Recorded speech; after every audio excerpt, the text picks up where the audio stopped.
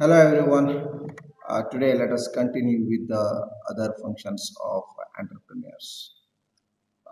Dear friends, in the last class we have discussed about planning, organizing, and staffing.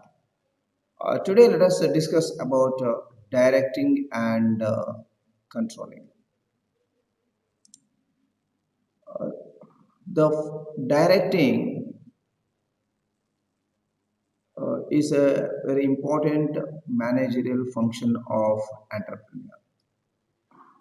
The functions like planning, organizing, and staffing, what we have discussed so far, are merely preparations for setting up a business enterprise.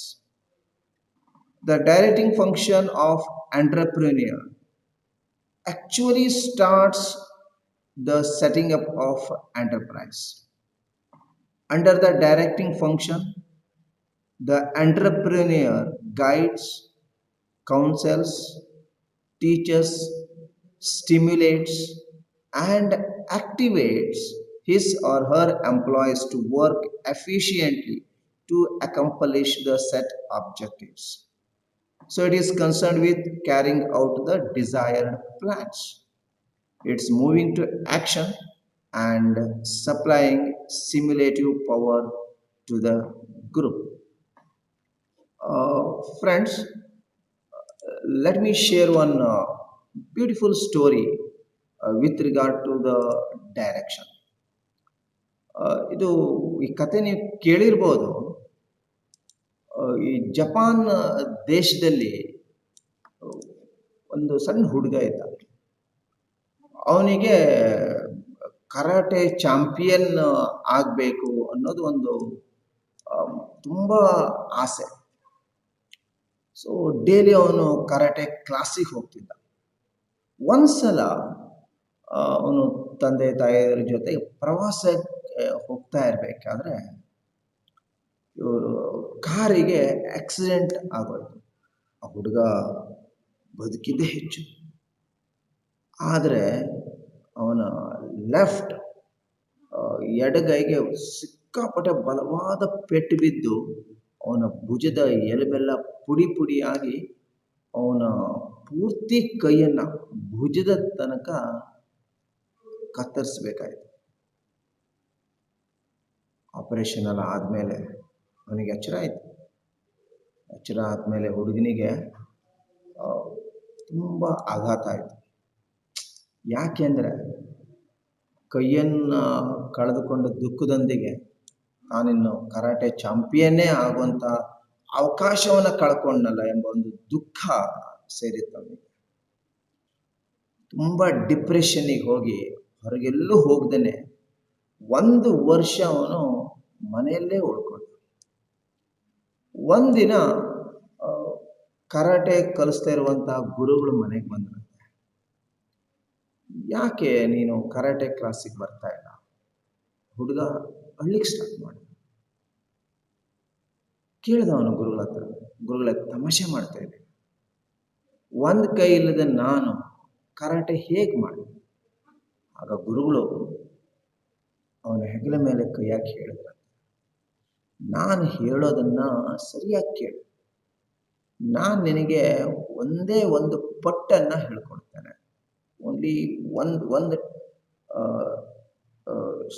ಏನು ಏನು ಹೇಳ್ತಾರೆ ಕರಾಟೆಯಲ್ಲಿ ಪಟ್ಟು ಅಂತಲೇ ಹೇಳ್ತಾರೆ, ಪಟ್ಟನ್ನು ಹೇಳ್ಕೊಡ್ತಾನೆ. ಅದೊಂದನ್ನೇ ಮನಸ್ಸಲ್ಲಿಟ್ಟು ಅಭ್ಯಾಸ ಮಾಡು. You practice, ನೀನು guarantee champion ಆಗ್ತಾರೆ. 2 ವಿಷಯ ಇಂಪಾರ್ಟೆಂಟ್. ನಾನು ಚಾಂಪಿಯನ್ ಆಗ್ಬೋದೇ ಎನ್ನುವಂಥ ಒಂದು ಅಳುಕು ಬರಲೇಬಾರದು. ಮತ್ತೊಂದು, ನಾನು ಕಲಿಸಿದ ಒಂದು ಪಟ್ಟಿನಲ್ಲಿ ನಿನಗೆ ಒಂದು ಟ್ರಸ್ಟ್ ಇರಬೇಕು, ಅಚಲವಾದಂತಹ ನಂಬಿಕೆ ಇರಬೇಕು. ಹುಡುಗ ಕ್ಲಾಸಿಗೆ ಹೋಗ್ಲಿಕ್ಕೆ ಸ್ಟಾರ್ಟ್ ಮಾಡಿದ. ಆ ಗುರುಗಳು ಕಲಿಸಿದ ಒಂದೇ ಪಟ್ಟನ್ನು ಶ್ರದ್ಧೆಯಿಂದ ಕಲಿತು ತುಂಬ ಎಕ್ಸ್ಪರ್ಟ್ ಆದ. ಸ್ಪರ್ಧೆ ದಿನ ಬಂತು. ಈ ಒಂದು ಕೈ ಇಲ್ಲದೆ ಹೋದ ಹುಡುಗನ ನೋಡಿ ಎಲ್ಲರಿಗೂ ಎಕ್ಸೈಟ್ಮೆಂಟ್, ಆಶ್ಚರ್ಯ. ಆದರೆ ಒಂದಾದ ಒಂದು ಸುತ್ತ ಆದ್ಕೊಳ್ಳೆ ಒಂದೊಂದೇ ರೌಂಡ್ ಆದಂತೆ ಈ ಹುಡುಗ ಎಲ್ಲರನ್ನೂ ಸೋಲಿಸ್ತಾ ಹೋದ. ಫೈನಲಿಗೆ ಬಂದವ. ಇವನು ಆಪೋಸಿಟ್ ಇದ್ದವನು ಎದುರಾಳಿನೋ ಏನು ದಾಂಡಿಗ.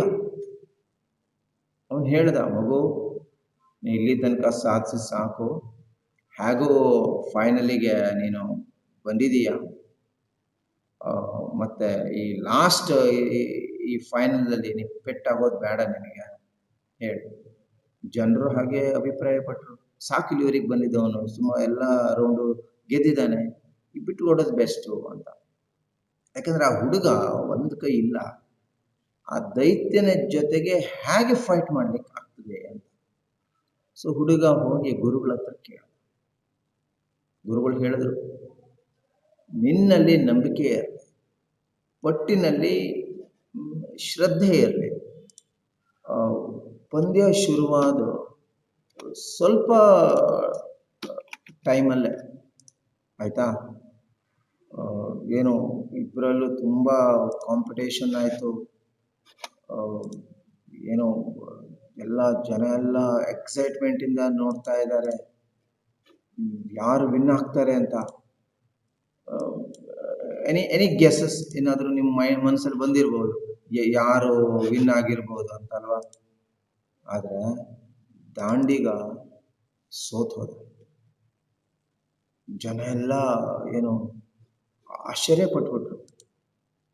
ಅವನಿಗೂ ಆಶ್ಚರ್ಯ ಆಯಿತು ಹುಡುಗನಿಗೆ. ಏನು ಕೆಲವು ನಿಮಿಷದಲ್ಲಿ ಆ ಹುಡುಗ ಆ ದೈತ್ಯನನ್ನ ಸೋಲಿಸಿ ಚಾಂಪಿಯನ್ ಆಗೋದ. ಅವನಿಗೆ ಆಶ್ಚರ್ಯ.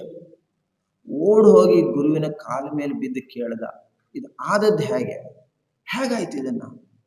ನನಗೆ ಬರೋದೇ ಒಂದು ಪಟ್ಟು, ಅವನಿಗಾದ್ರೂ ಎಷ್ಟೆಲ್ಲ ಪಟ್ಟು ಬರ್ತಿತ್ತು ಅವನಿಗೆ, ಆದ್ರೂ ಯಾಕೆ ಸೋತ? ಆ ಗುರುಗಳು ತೆಗಿಯಾಡ್ತಾರೆ, ಹೇಳಿದ್ರಂತೆ, ಮಗು, ನಾನು ನಿನಗೆ ಕಲಿಸಿದ ಆ ಒಂದು ಪಟ್ಟಿದೆಯಲ್ಲ, ನಿನ್ನ ಎದುರಾಳಿ ಇದ್ದ ಪಾರಾಗಬೇಕು ಅಂದ್ರೆ ಒಂದೇ ದಾರಿ. So one option, one trick. ಅದಂದ್ರೆ ನಿನ್ನ ಎಡಗೈಯನ್ನ ತಿರುಚಿ ಹಿಂದೆ ತಳ್ಳಬೇಕು. ಆದರೆ ತಿರುಚಲಿಕ್ಕೆ ನಿನಗೆ ಎಡಗೈ ಇಲ್ಲವ. ಸೊ ಹೇಗೆ ಒಬ್ಬ ಶ್ರೇಷ್ಠ ಗುರು ಶಿಷ್ಯನ ಕೊರತೆಯನ್ನ ಗಮನಿಸಿ ಚಿಂತಿಸಿ ಅವನ ಕೊರತೆನೇ ಒಂದು ಅದ್ಭುತ ಅವಕಾಶವನ್ನ ಮಾಡ್ತಾನಲ್ಲ, ಸೊ ಅವನ ಸೋಲನ್ನು ಹೇಗೆ ಗೆಲುವನ್ನಾಗಿ ಪರಿವರ್ತನೆ ಮಾಡಿದ್ನು, ಹಾಗೇನೆ ಇಂಡಸ್ಟ್ರಿದಲ್ಲಿ ದ ಸಕ್ಸಸ್ಫುಲ್ ಎಂಟರ್ಪ್ರಿನಿಯರ್ ಏನು ಮಾಡ್ತಾನೆ ಹೇಳಿ? ಸೊ ಆ ವರ್ಕರ್ಸಲ್ಲಿ ಏನು ವೀಕ್ನೆಸ್ ಇದೆ ಅಂತ ಫೈಂಡ್ ಔಟ್ ಮಾಡಿ ಒಂದು ಡೈರೆಕ್ಷನ್ ಕೊಡಬೇಕು. ಸೊ ಈ ಥರ ಮಾಡಿದರೆ you can finish the job in optimum fashion. So ಎಷ್ಟು ಚೆನ್ನಾಗಿದೆ ನೋಡಿ ಕಥೆ ಅಲ್ವಾ? And next, I hope you enjoyed. And next one is controlling. Controlling means to see whether the activities have been performed in conformity with the plans or not. This controlling is a comparison of actual performance with the target or standard performance and identification of variation between the two, if any, and taking corrective measures so that the target is accomplished.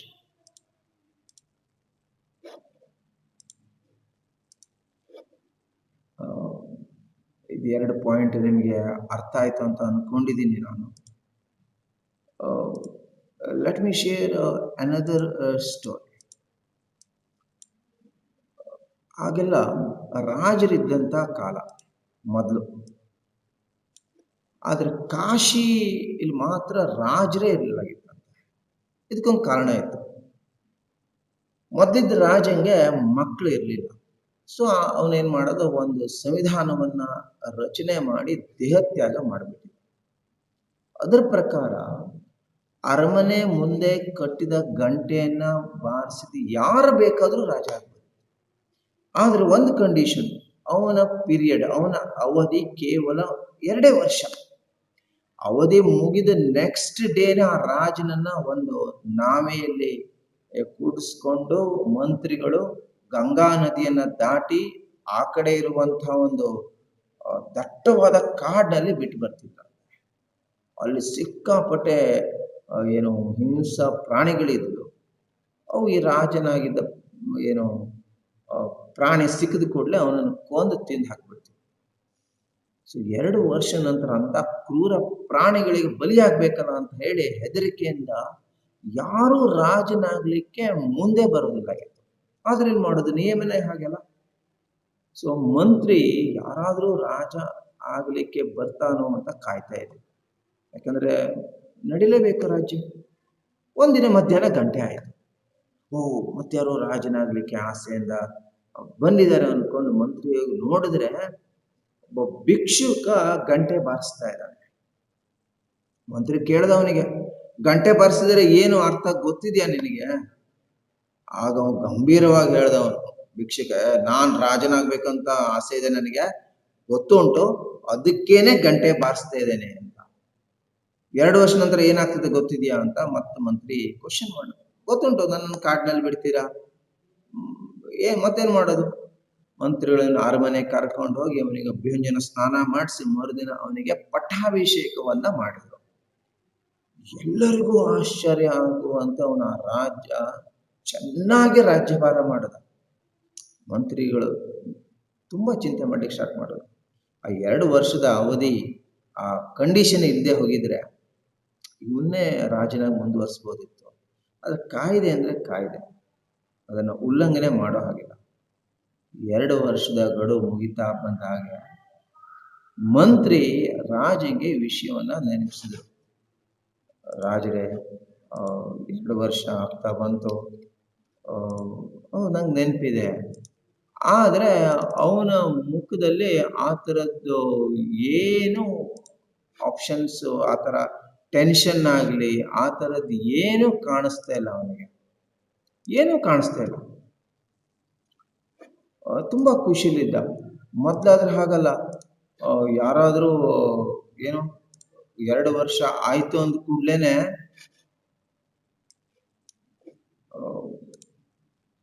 ಎಲ್ಲರಿಗೂ ತುಂಬಾ tension ಆಗಿರ್ತಿದ್ರು. ಎಲ್ಲ ತುಂಬಾ tension ಮಾಡ್ಕೊಳ್ತಿದ್ರು. ಅಯ್ಯೋ, ಅಳ್ತಿದ್ರು, ನನ್ ಕಳಿಸ್ಬೇಡಿ, ನನ್ನ ರಾಜನನ್ನಾಗಿ ಮುಂದುವರೆಸ್ರಿ. ಆದ್ರೆ ಇವನಲ್ಲಿ ಮಾತ್ರ ಆ ಥರ ಗಾಬರಿ ಆಗಲಿ ಆತಂಕ ಆಗಲಿ ಏನೇನೇನೇನು ಇಲ್ಲಾಗಿತ್ತು. ಉಳಿದು ಹಿಂದೆಲ್ಲ ಮೊದಲನೇ ಎಲ್ಲ ಓಡ್ ಹೋಗ್ಲಿಕ್ಕೆ ರೆಡಿ, ಆದ್ರೆ ಇವನು ಮಾತ್ರ ಖುಷಿಯಿಂದ ಇದ್ದ. ಅವನಿಗೆ ಸೊ 2 ವರ್ಷ ಮುಗಿಯುವಂತ ಹಿಂದಿನ ದಿನ ಮಂತ್ರಿ ಬಂದು, ರಾಜರೇ, ನಾಳೆನೇ ನಿಮ್ಮ ಅವಧಿ ಮುಗೀತು, ನಾವು ಬೆಳಗ್ಗೆ 8 ಗಂಟೆಗೆ ರೆಡಿಯಾಗಿರ್ಬೇಕು, ನಾವೇ ಅವರನ್ನು ಕರ್ಕೊಂಡು ಹೋಗ್ಲಿಕ್ಕೆ ಬೋಟ್ ಸಿದ್ಧವಾಗಿರ್ತದೆ. ರಾಜ ನಗಿ ಆಡ್ತಾ ಅಡ್ಡಿಲ್ಲ ಅಂತಂದ. ಮರುದಿನ ಏನು ರಾಜ ಒಳ್ಳೆ ರೆಡಿಯಾಗಿ ಕುತ್ಕೊಂಡಿದ್ದ. ನಾವೆಲ್ಲ ಕುಂಡಿಸ್ಕೊಂಡು ಗಂಗಾ ನದಿಯ ಆಚೆಗೆ ಹೊರಟ್ರು. ರಾಜ ಅಷ್ಟು ಕೂಲಾಗಿದ್ದಿದ್ ನೋಡಿ ಮಂತ್ರಿಗೆ ಅಂದ್ರೆ ಟೆನ್ಷನ್, ಆತಂಕ. ಸ್ವಾಮಿ, ನಿಮ್ ಹಿಂದಿದ್ದವರೆಲ್ಲ ಕಾಡಿಗೆ ಹೋಗೋದನ್ನ ನೆನಪಿಸ್ಕೊಂಡು ಗಾಬರಿಯಾಗಿ ಅಳ್ತಿದ್ರು. ಬಿಟ್ಬಿಡಿ ನನ್ನ ಅಂತ ಗೋಗರಿತಿದ್ರು. ನಿಮ್ಗೇನೋ ಗಾಬರಿ ಆಗ್ತಾ ಇಲ್ವೇ? ರಾಜ ನಗಿಯಾಡ್ತಾ ಇಲ್ಲ. ಎಲ್ಲಿದೆ ಕಾಡು? ತಿರುಗಿ ನೋಡಿದ್ರೆ ಕಾಡೇ ಇಲ್ಲ. ದೊಡ್ಡ ದೊಡ್ಡ ಕಟ್ಟಡ ಕಾಣಿಸ್ತಾ ಇದೆ, ಜನ ಓಡಾಡ್ತಾ ಇದ್ದಾರೆ, ವಾಹನ ಕಾಣ್ತಾ ಇದೆ. ರಾಜ ಹೇಳಿದ, ನಾನು ರಾಜನಾದ ದಿನವೇ ನನಗೆ ಗೊತ್ತಿತ್ತು, ಈ ದಿನ ಬರುತ್ತೆ ಅಂತ. ಸೊ ನಾನು ಸುಮ್ಮನೆ ನಿದ್ರೆ ಮಾಡದ್ನ? ಇಲ್ಲ, ಬೇಟೆಗಾರರನ್ನ ಕಳಿಸಿ ಪ್ರಾಣಿಗಳನ್ನ ಹಿಂದಕ್ಕೆ ಕಳಿಸ್ದೆ, ತಂತ್ರಜ್ಞರನ್ನ ಕಳಿಸಿ ನಗರವನ್ನ ನಿರ್ಮಾಣ ಮಾಡಿದೆ, ರೈತರನ್ನ ಕಳಿಸಿ ಕೃಷಿ ಮಾಡಿಸ್ದೆ, ವ್ಯಾಪಾರಿಗಳು ವ್ಯಾಪಾರ ಮಾಡ್ತಾ ಇದ್ದಾರೆ. ನಾವು ಅಲ್ಲಿ ಹೋದ್ರೆ ಮಂತ್ರಿಗಳು ನನಗೆ ಕಾಯ್ದು ಅಲ್ಲಿ ನನಗೆ ರಾಜನಾಗಿ ಮಾಡ್ತಾರೆ. 2 ವರ್ಷಕ್ಕಲ್ಲ, ಪರ್ಮನೆಂಟ್ ಆಗಿ, ಶಾಶ್ವತವಾಗಿ ನಾನು ಆ ರಾಜ್ಯಕ್ಕೆ ಉತ್ತರ ಕಾಶಿ ಹೇಳುವಂತ ಹೆಸರನ್ನ ಇಟ್ಟಿದ್ದೇನೆ. ಮಂತ್ರಿಗಳು ಬೆರಗ ಹೋದ್ರು. ನದಿ ಆಚೆ ಕಾಯ್ದಿದ್ದಂತ ಮಂತ್ರಿಗಳು ಇದನ್ನು ರಾಜನಾಗಿ ಮಾಡಿದ್ರು. ಆತ ಕೊನೆಯವರೆಗೂ ಸುಖವಾಗಿದ್ದ. ಹಾಗೇನೆ ಸ್ಟೂಡೆಂಟ್ಸ್ ಹಾಗೂ ಇದೊಂಥರ ರಾಜನದ ಸ್ಥಿತಿನೇ. ನೀವು ಸ್ಟೂಡೆಂಟ್ ಲೈಫಲ್ಲಿ ಆರಾಮಾಗಿದ್ರೆ ನಂತರ ಜೀವನದ ಕಾಡಿದೆಯಲ್ಲ, ಕಷ್ಟದ ಪ್ರಾಣಿಗಳಿಗೆ ಬಲಿಯಾಗಬೇಕಾಗ್ತದೆ. ಅದಕ್ಕೆ ಸ್ಟೂಡೆಂಟ್ ಆದ ನಿಮಗೆ ಎರಡೇ ಆಪ್ಷನ್. ಒಂದು, ಈಗ ಆರಾಮಾಗಿರೋದು, ಜೀವನದುದ್ದಕ್ಕೂ ಕಷ್ಟಪಡೋದು. ಇಲ್ಲ, ಈಗಲೇ ಕಷ್ಟಪಟ್ಟು ಓದಿ ಮುಂದೆ ಜೀವನದಲ್ಲಿ ಸುಖವಾಗಿದೆ. ಸೊ ಆಯ್ಕೆ ನಿಮಗೆ ಬಿಟ್ಟಿದ್ದು. So as a entrepreneur, so he has to think all these options. Planning ಮಾಡಿದವನು, ಆಯ್ತಾ, ನೋಡಿ, ಪ್ಲಾನಿಂಗ್, ದೆನ್ ಆರ್ಗನೈಸ್ ಮಾಡಿದ, ಜನರನ್ನೆಲ್ಲ ಸೇರಿಸಿ ಸ್ಟಾಫಿಂಗ್ ಮಾಡಿದ, ಏನೇನು ಕೆಲಸ ಮಾಡಬೇಕು ಅಂತ ಅವ್ರಿಗೆ ಅಲೋಕೇಟ್ ಮಾಡಿದ, ಡೈರೆಕ್ಟಿಂಗ್, ಆ್ಯಂಡ್ ಏನು ಮಾಡಬಾರದು ಹೇಳೋದನ್ನು ಕಂಟ್ರೋಲ್ ಇತ್ತು ಅವನಿಗೆ. ಸೊ ಈ ರಾಜ ಎಲ್ಲ ಎಂಟರ್ಪ್ರಿನಿಯರ್ ಫಂಕ್ಷನ್ಸನ್ನು ನೀಟಾಗಿ ಎಕ್ಸಿಕ್ಯೂಟ್ ಮಾಡಿದ. This is how the successful entrepreneur has to execute the managerial functions. Uh, Thank you so much. Have a nice time.